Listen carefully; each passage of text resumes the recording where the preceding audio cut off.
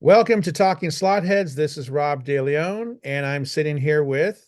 Ted with Slot Car Daddy channel. How's everybody doing out there tonight? How you doing, Rob? I'm doing pretty good. How about you, Ted? Well, this will be my first time doing anything like this.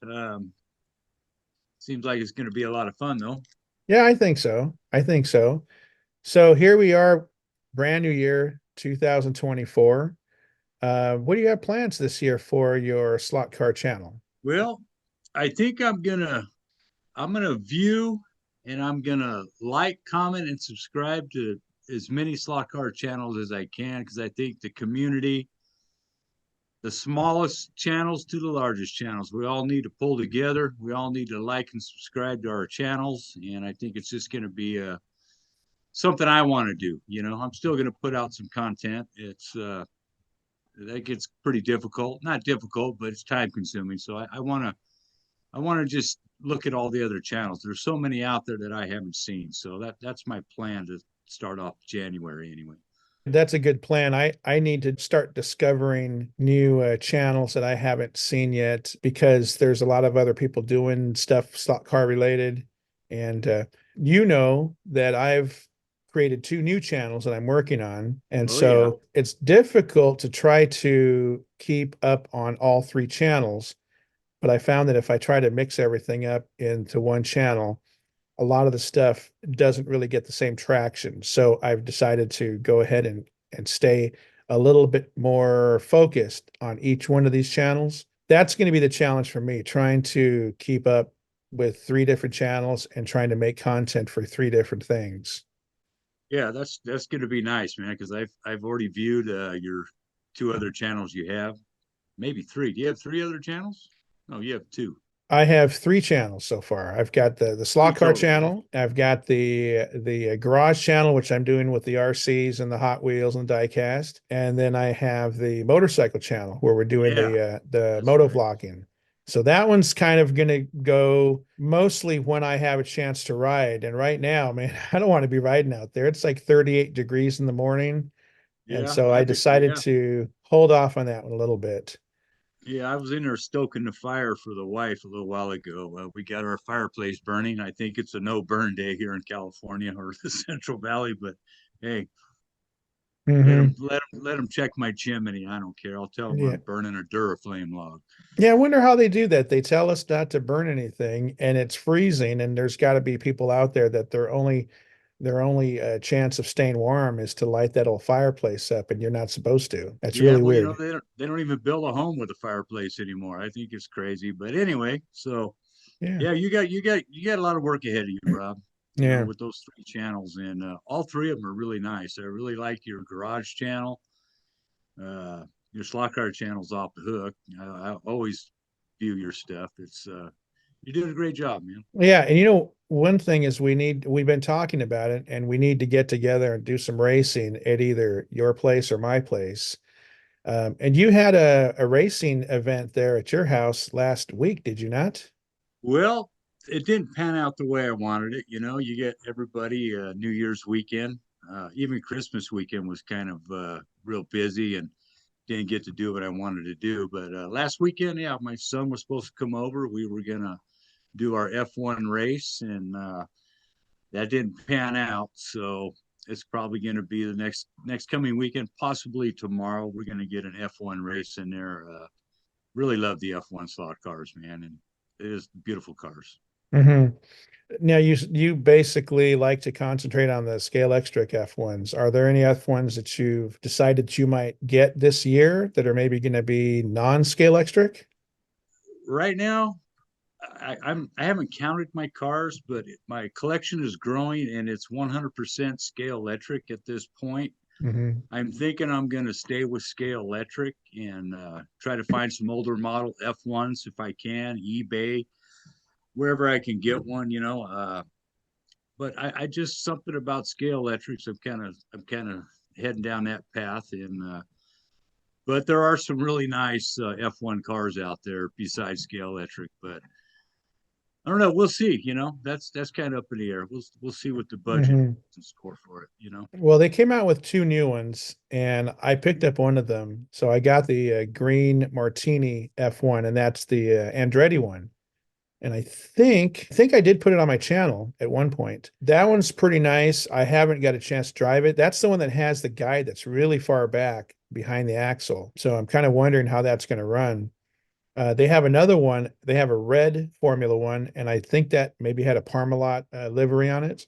So they have two new scale extrics out there. And to tell you the truth, out of the box, I've run my scale extric on the big wooden tracks, and I've run my NSRs, and I've run my flies. And the scale extrics, other than the speed, they keep up with the non-modified and non-tuned, I guess you would say, NSRs. But the NSR I have, and then I have it also, I have a Polycar, and those don't really hold the track unless you do some really, really extensive work on those. Scale Extric right out of the box, man. They just hold the track. That Honda F1, that was one of my fastest cars there a Oh couple yeah, weeks the ago at yellow one. Electric Dreams. Yeah. The yellow one, yeah, I got that one too. That's actually my F1 champion here at the Slot Car Daddy Raceway, and but we got a challenger for it now. I got that Texaco, that red and white Texaco. I think you showed that on one of your videos just recently, and Yeah, that one is still apart. I still haven't yeah, had a yeah, chance to put it back together. that's funny, man, because I watched your video and I'm looking at my that Texaco, man, and mine's apart too right now. I came around a corner, it broke loose. Hmm. It actually spun a 180 and actually started coming back the other way, and it broke the inside stop on the guide Mm. and broke a wire off of it. So I had it apart. So right now mine's apart too. I just got to get that traction piece or the braking piece when I come into these helixes here, man. They're tough. You think they're easy, but they're not. You have to have braking points, acceleration points, or your mag or no mag. It don't matter. Even with a magnet, if you don't hit it right, like any track, you'll wreck them. And I think I wrecked this one, but I think it's repairable. Mm. Well, at least it didn't catch on fire like your other one. That was something, man. That little video with me and my grandson. He was here with me when that car actually started smoking, and we pulled it in. It actually made it to the start finish, which is my pit lane, and it sat there and smoked. And he got to see it smoke, and we didn't know at that point what was wrong with it. So that whole thing ended up becoming a three-part video series, basically a part one, two, part three, and we saved it. We were able to do some repairs to it, and found out a few things about capacitors, and realized I'm out in the garage, so I'm not near really any appliances. So the RF interference is negligible at best, and it damn thing runs just as good as it did with or without the capacitor. So she's back up and running. I've had to cut one of those little caps off of one of my I think my Porsche 935. When I originally put the Carson chip in it, it was running really erratic. The track was beeping all over the place, and so one of the things they said was if you take the cap off, it'll probably stop all of that stuff that's going on, and it did. So Yeah, it's really weird how they put that on there, and it runs fine without it. You know. yeah, it's yeah. I learned a lot. I viewed YouTube channels on capacitors and small motors like that, and that's where I learned that hey, it'll run without it. I didn't know that. I Hmm. learned a lot, since I started getting back into slot cars. So that was one thing I learned, and we're going down the road, man. If I don't need it, I'll cut it out. We're racing. Now, originally we talked when we did our first test, if you will, our test podcast. We talked about where your origination's from and how you got into the slot cars. And so let's talk about that again because I know that I know it, but the audience might not know. Yeah, my adventure started like just about everybody else's, probably in this hobby. 1968, 60, 68, 69. I was probably I was about 5 or 6 years old. So everybody knows how old I am now. Um, we got a Christmas present like none other. We got a high bank Revell slot car track. Both ends were high bank. I think it was called the California 500 or something. And that was a Christmas gift that lasted a lifetime. Although I got away from it, as we get older, me and my brother raced that track for years, and he's 2 years older than me, so I guess he realized spitting a bottle was funner than slot car tracks there at that point in his life, and then of course it happened to me too, and we got out of it for quite a while, but I got back into it, man. I was going through my garage and I found an old chassis from that era. One of my cars that I used to run, and I believe it was a Ferrari. I still have the chassis, but I just got looking at that and I stopped what I was doing and I spent 2 hours on the internet. Found YouTube, started doing YouTube thing. I never used to get on YouTube or social media or anything like that. And just started reminiscing. And I spent about 2, 3 hours, man, just reminiscing of my slot car days as a kid. And so that was about 3 years ago, maybe closer to four now. That I decided I was going to get back into. I just want those memories to come into my grandchildren, my kids, and it's a great hobby, man. And so yeah, for the last 4 years I've been doing this. This past year I've done a lot of work on this layout, making it mobile and doing a lot of things. But I got my grandkids all involved, and they love it. And it's a Mhm. lot of fun, man. So I mean, that's a story, short story, short version of how I Mhm. got back into it. But I'm into it. I'm not leaving it. How Yeah. about you, Rob? What got you started again? Well, like everybody else, we all had a kit when we were young, and I remember, and I probably have a picture of it somewhere, but my parents got me an Eldon figure eight set back when I'm going to say I was probably 5 or 6 years old. Came with little doom buggies. And originally I did a YouTube video on my upbringing with slot cars. And I had a picture of that little set there on the video. And I played with that for a while and it was battery powered. It didn't run off of AC, it's battery powered. And so uh, eventually that got put away. In the 80s, my dad brought me home a Tyco command control set. And this was the thing where you had these cars that didn't have to stick in a slot. In fact, there was no slot. The cars would basically go back and forth from lane to lane, and you had a little button on a controller. You can change lanes in that. But before he bought that It's set, interesting. yeah, he brought us these AFX cars, and I still remember these three cars like it was yesterday. They were these chromed cars, and one was a VW Bug. It was a green and chrome VW Bug, and the other one was called it was a Blue Max, I believe, and the third one I think was a Corvette. The cars were purchased first. Then he was going to get us a track, but unfortunately, he brought home the slotless track, so we had to take those three cars back. And we eventually played with that track for a while, the slotless command control track for years. We bring it out, put it away, bring it out, put it away, that type of thing, until we put it away for permanent. And then years later in the 90s, I had gotten into some of the flexi cars. I had bought a 124 scale car. There was a local track that opened up. My friend and I would go there and we would race and stuff, and eventually put that away. And then, of course, we got into this new thing, the Anki Drive, with my kids, and that's that slotless thing. The little cars have cameras on them, and they go around the track. They know where they're out of the track, and they can do all kinds of lane changing and stuff. But in that time, one of those days, my dad had brought me home a. He was at a garage sale, and I think for like almost nothing, he picked up this AFX set, championship, massive set with all these like it almost looks like one of those spaghetti tracks, the tracks going all over the place. And I didn't think much of it.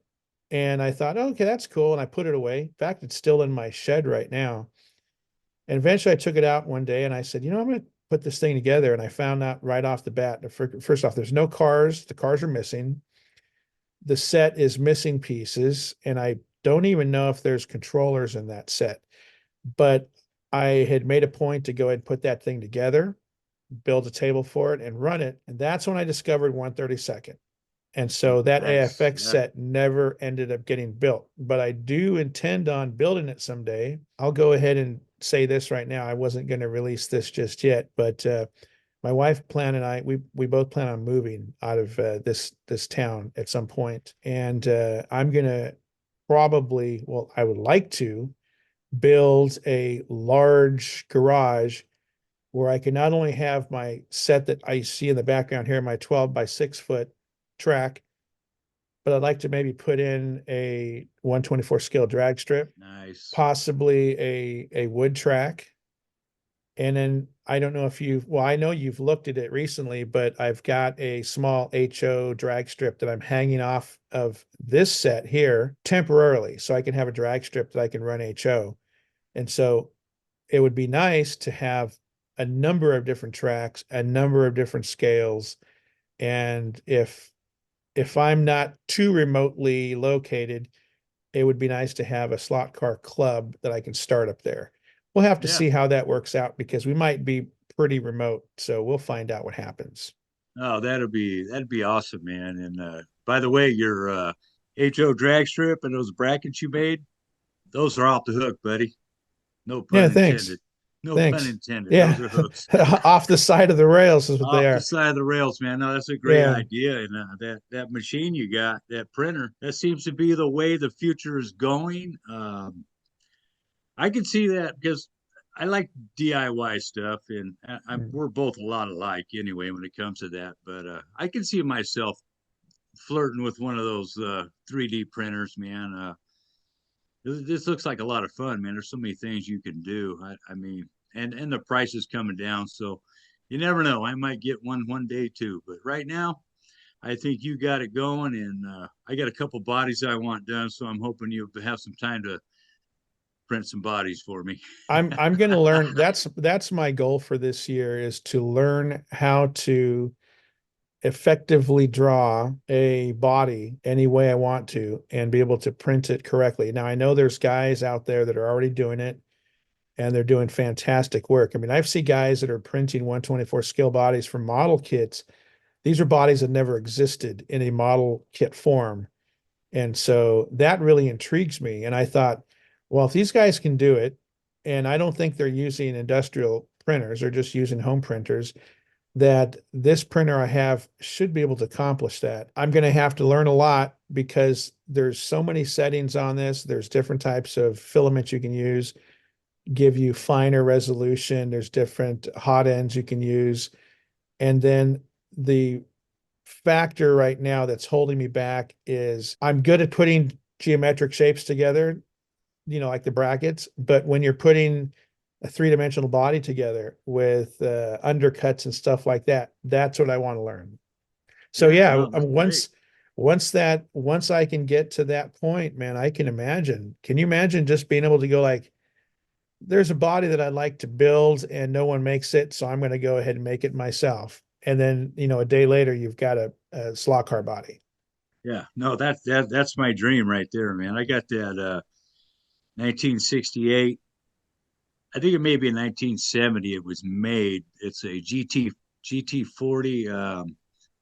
Actually, it's a J series Ford. So it was a testing car back in the day, but I think the model is of an early 60s Ford J model.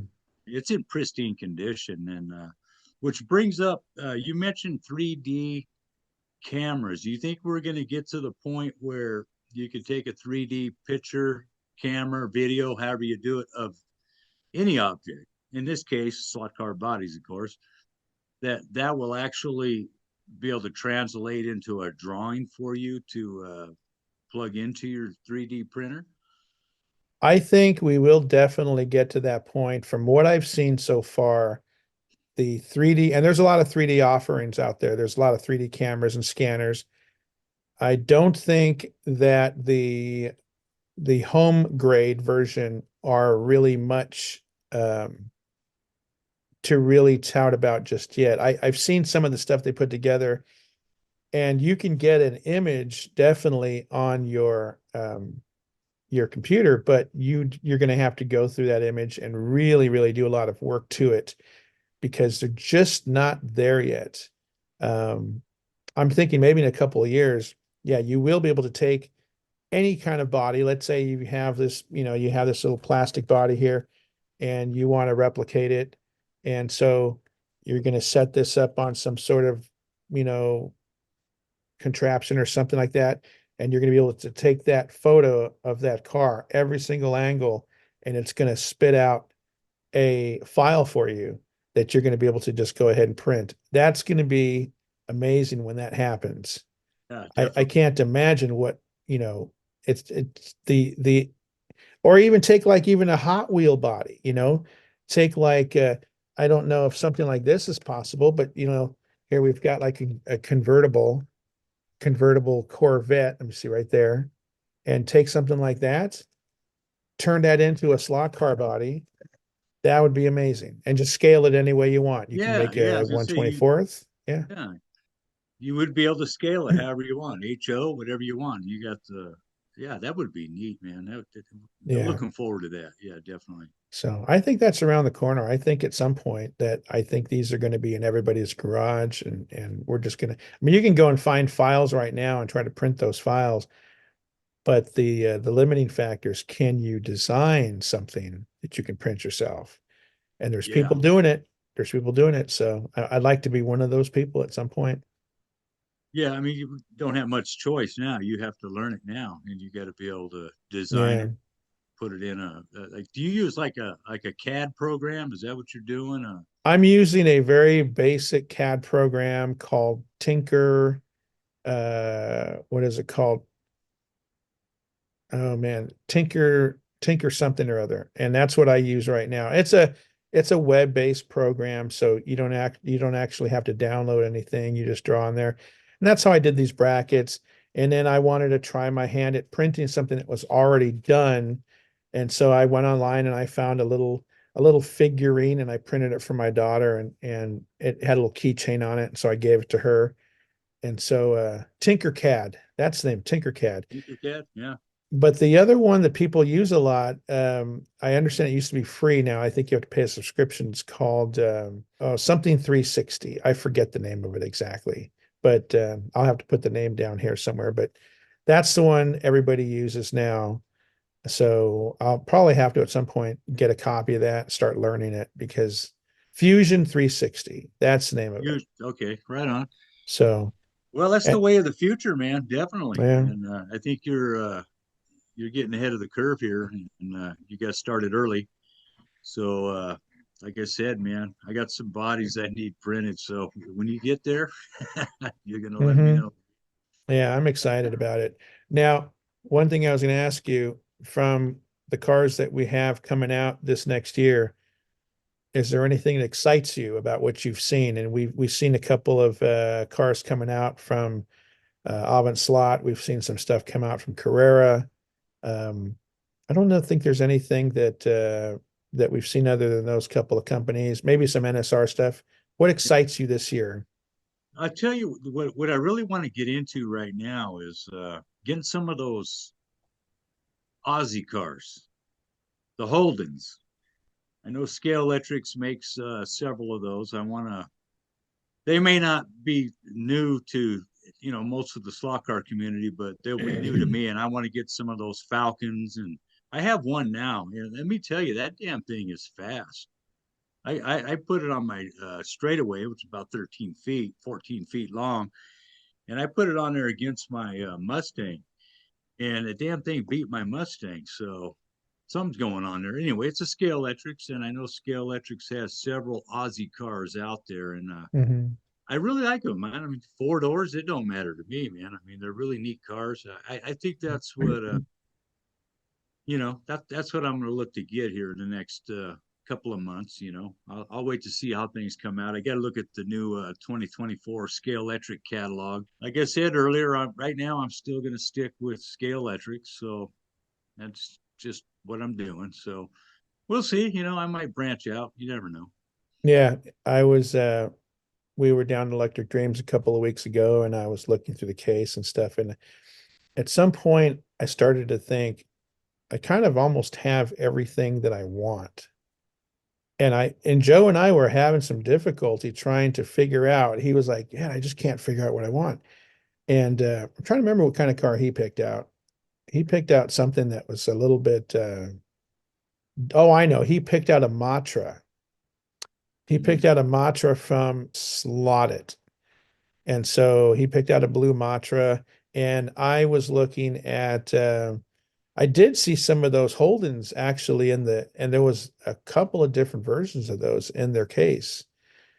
But I had gone back and forth. I was going to get myself a little GTI, or yeah. technically, I think it was a Golf rally car, and I took it back out of my shopping cart and I got something else. And it was really difficult. I could say that when you start to get to the point where you start to not really know what you want, it's kind of telling you something. But I'll tell you what, I saw something, an email a couple days ago from Marco, and it was those new cars from MR Slot Car. It was a Porsche Evo GT1s. Mm. And I seen that Jägermeister color, man, and I was like, oh man, another one. Here they go again with those Jägermeisters. So I might have They're, to they're pick up that beautiful. one. Yeah, I for just sure, man. Yeah, I just got the Revo slot one that's supposed to look like the Marlboro livery. They don't put the name on it, they just put the lines on it now because they can't do stuff with cigarette companies. Yeah, yeah. But that car ran fabulous on the track, man. It was really fast, but I can only imagine what that orange one would look like. That's a nice looking car. Yeah, yeah. Well, you know me, man. I'm never the first one to the finish line on buying new cars or getting the newest thing out there.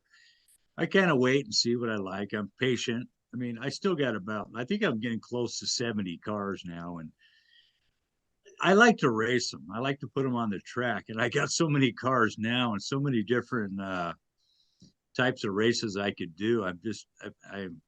Well, I did just pick up 4 cars, but those are Mhm. early Christmas presents. They came Mhm. late, but I ordered them before Christmas. But yeah, I get them when I feel like I want it. I really got to like it to get it. I don't just buy them to buy them because they're the newest thing out. The Mhm. newest thing out will always be there a year from now, so most of the time. So Yeah, unless you go to Electric Dreams and you find a car you really like in their showcase, like I did when we went down there, mhm. and my heart was all excited about it. That was a Dodge Charger. I think it was a teal color, Yeah. beautiful, beautiful, almost a turquoise blue, I believe. And I guess it was probably the last one they had. They must have forgot to take it out of the display case. So I was all excited about it, and they told me, "Hey, Slot Car Daddy, we can't sell this car to you." And I went, "What?" And that's the way it goes, you know. That's They what say, happened that's happened to Joe too this last couple of times. He was trying to get a car out of the case and they're like, no, we can't sell it. When I was there, there was a specific Renault 5 Turbo that I wanted. In fact, there was three of them. And so I showed him all three pictures. And he says, I'll buy any one of these. And well, we can't sell them to you. They're not in the system yet. I have no way to sell them to you. And so well, I got to get one of them. So I did pick one of those, and I thought the one I got was pretty nice. I do like that coat, and I definitely want to get that on the track soon because man, I do like those weird little European hatchbacks. I think they're kind of fun to yeah. drive, you Oh, know. and they run so well too. In the smaller cars like that, Yeah. they just run really good on the track. They're fast, they're quick, they Hmm. grip the turns. They're great little cars, man. I love them. Yeah. It's just like the little mini that I have, that little mini Miglia, and the other one. I think it's a Mini Cooper, and I have that one too. Those little short wheelbase cars, man, they scream around the track like crazy. Oh, yeah, yeah, definitely. My little Capri, I bought that little I think it's a Capri. It's a let me see what it is. Is it the police one? Yeah, the police one. Yeah. Yeah, so I went ahead and got this. If you Yeah. guys seen my video, this is the one I got. And Yeah. That's the let me Mark tell you III. something. This I just had my grandson running this tonight, and this car is fast. Keeps up with my keeps up with my Mustang, man. And this Oh, Mustang is fast. I keep this one. Nobody runs this one but me hmm. because I tend not to wreck, but I do Well, want to. that's your logo car, of course. That's my logo car You there. can't Yeah, wreck this. that one. No, and I haven't seen one lately either. So this might have been one of those I got it at the right time type cars, you know.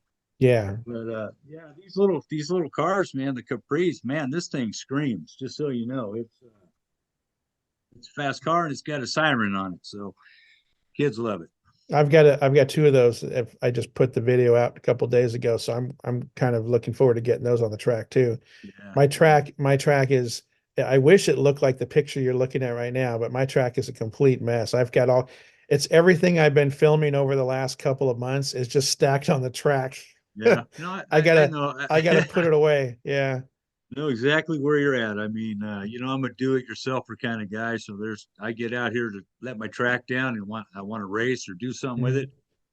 And before I get even racing, I'm already starting on a new project. Before I know it, my slot car track's got wood sitting on it, blankets Mhm. on it to keep the dust and I mean keep the sawdust down. I mean, I love it, man.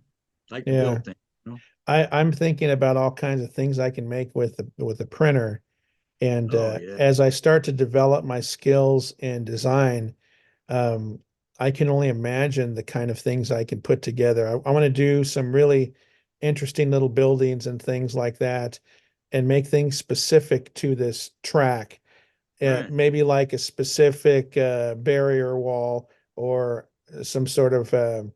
Right now, I have foam that holds up the elevated portions of my track. So I'd like to make some sort of supports that will look, they'll look to place on that Yeah. track. Yeah. So that's Hey, what I'm kind of looking forward to. total customization, man. You can do what you want once you get that printer down and what you want to do. You can curtail it to your layout, your tastes, and it's going to be an awesome deal for you, buddy. I'm telling you. Yeah, yeah, that's going to be fun. So any other things that you have going on this year? Because like we'll say to the audience here, this is our first sort of official podcast. Now we did another one, we did a test just to see kind of how it flowed. I talked to Joe about doing a podcast as well. Unfortunately, I think we'd have to be in the same room because I don't think he's going to be able to get on a computer the right way and be able to navigate to Zoom and all this and that. Um, what Well, do you, without your help, I wouldn't have got to this either. You remember last time we tried this? yeah, You had to yeah. walk me through it, but It, we it, got it down. I'm still learning myself. I'm not one for the live shows, but this one I'll fancy up and make it look really cool, and then we'll put it out and see how it does. But we won't do a Weekly weekly basis. basis or any sort of term like that. We'll just kind of do it whenever we get a chance to do it, and then we'll call this episode one or something, and then we'll move on from there. So, um, So what are you yeah, that's calling this? What are you calling this show? What was that? we're gonna call this since it's like a talking head video, it's gonna be talking slot heads podcast. I like it, And man. That's cool, man. that's what I came up with. So hopefully I tried to look out there to see if anybody else had a had a podcast called the Talking Slot Heads podcast, and I couldn't find anything. So we'll put it out there, and until we hear different, then that's the name. That's the name we're gonna Better choose. better trademark it, man. Anyway, Well, you asked a question. I think we got a couple minutes here. So the other goals I have for 2024 is I'm gonna get back into doing some fishing, some more camping this year. mhm. That's what I love to do, along with slot cars. But this first year in slot cars, man, it took a lot of my time. And there's some projects that I put on the back burner that I need to bring forward again. And you know how it goes, man.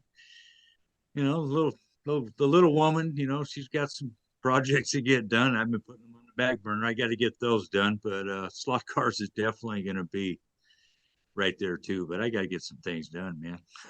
I know I've got a lot of things done, and about this impending move, I don't know what this is going to do to my channel because at some point I'm going to have to take all this stuff down and pack it up and move it somewhere. So that's going to be interesting how that works out. Yeah, so we've only got about a minute left. And any final words that we can say on this last podcast and the beginning of this new year? Yeah. Happy New Year. Happy late New Year. And hey, man, guys, get out there and race. Get your kids involved, your grandkids involved. Have fun, and just keep racing and doing slot cars, man. There's so much good content out there right now. I can't even keep up with it all, but that is one of my goals, is to check out all these slot car channels and their content, man. It's really cool deal, man. Excellent message. So again, this is Rob DeLeon with the Talking Slot Heads podcast, and this is Ted Anderson. I am slot car daddy. I am not slot car dad. I am slot car daddy. But anyway, this has been fun. all right. Yeah. Gotta get specific here, but Yeah. yeah, anyway, great show, Rob. Thank you, All man. right. Appreciate you. All right. Thank you. Later on, guys. Later. Bye for now. Thanks for watching. And if you like this kind of content, please give us a like and subscribe.